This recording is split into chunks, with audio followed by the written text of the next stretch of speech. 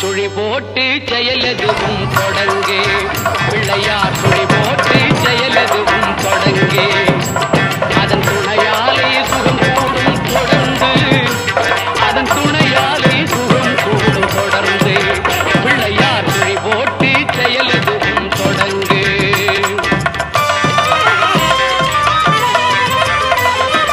அழியாத பெருஞ்செல்வம் அவனே இல்லையானந்த கூத்தரின் மகனே இல்லையானந்த கூத்தரின் மகனே